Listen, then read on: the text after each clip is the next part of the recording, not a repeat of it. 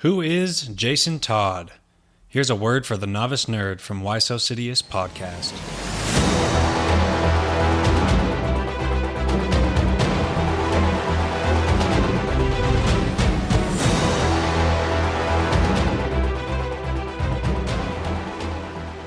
Jason Todd was the second Robin to Batman. Like everybody in the Bat family, Jason had a traumatizing childhood and was left without parents.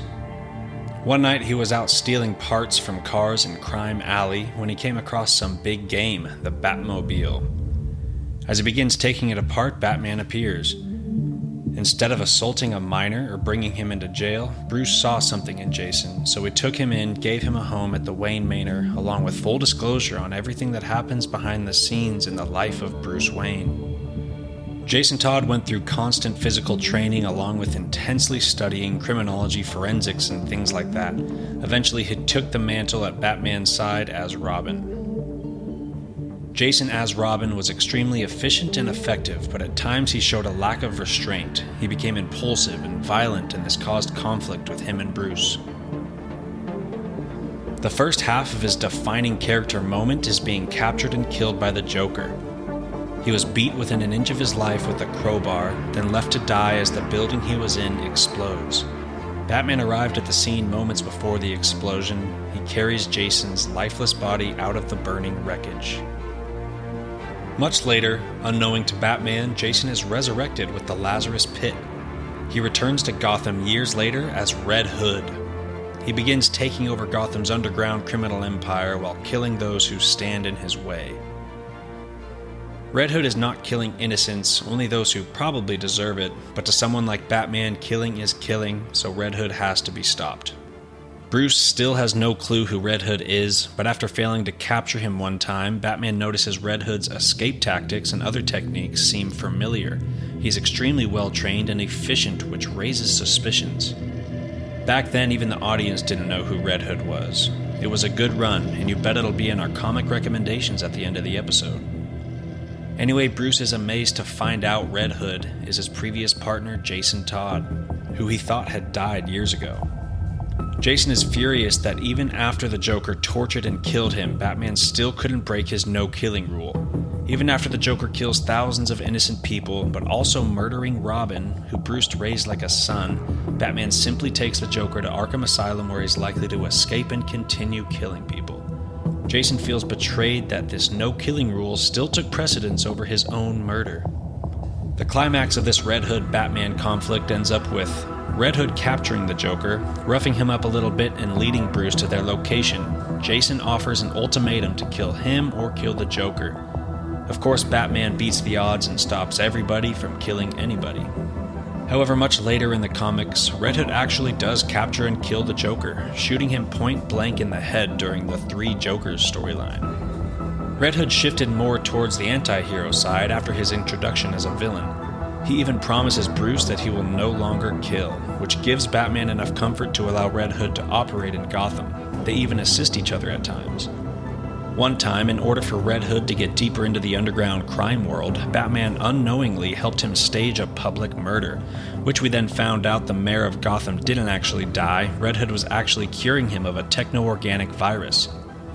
But according to the public and anybody watching TV that day, Red Hood shot the mayor in cold blood.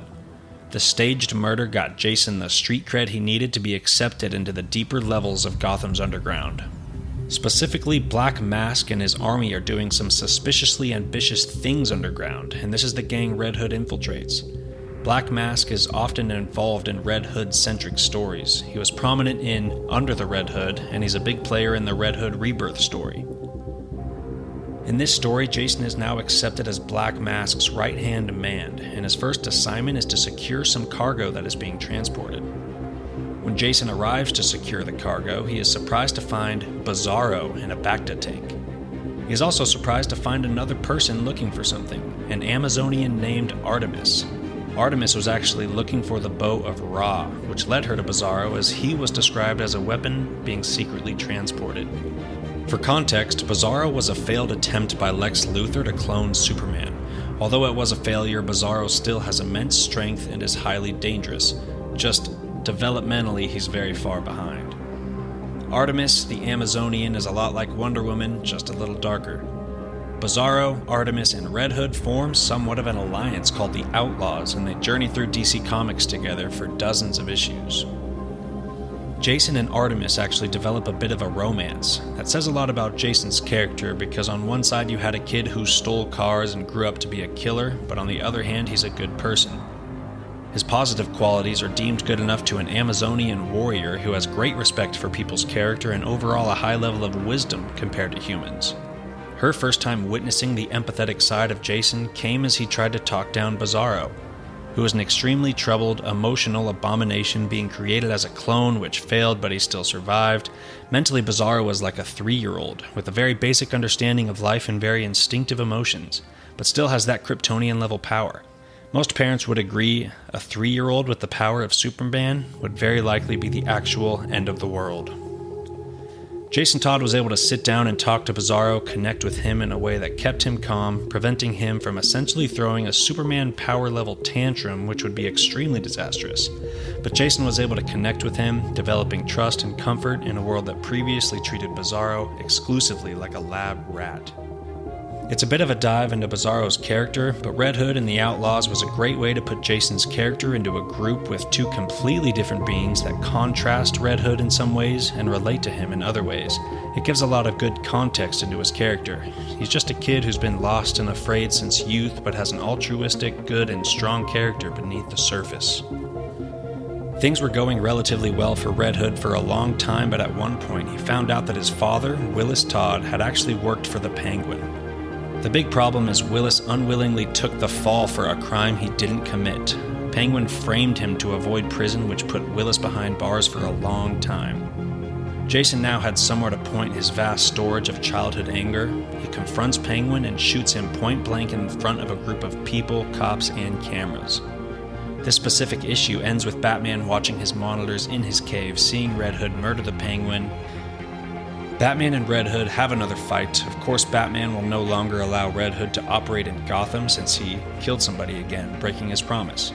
Red Hood eventually spirals into violence and fully embraces his homicidal anti-hero role, even taking over the Gotham Underground to a certain point, specifically taking over the Penguin's criminal empire.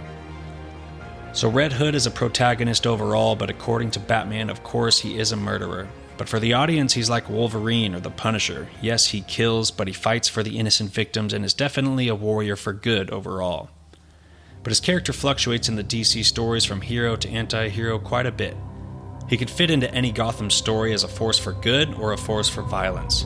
He is also one of the characters that constantly brings into question the utilitarianism of Batman's no-killing rule, always bringing up the fact that if villains are killed instead of incarcerated, thousands of innocent lives would be saved in the future. Powers and abilities. As far as capabilities, Jason Todd is a lot like Batman. He has no powers but relies on his wit and sometimes his tech.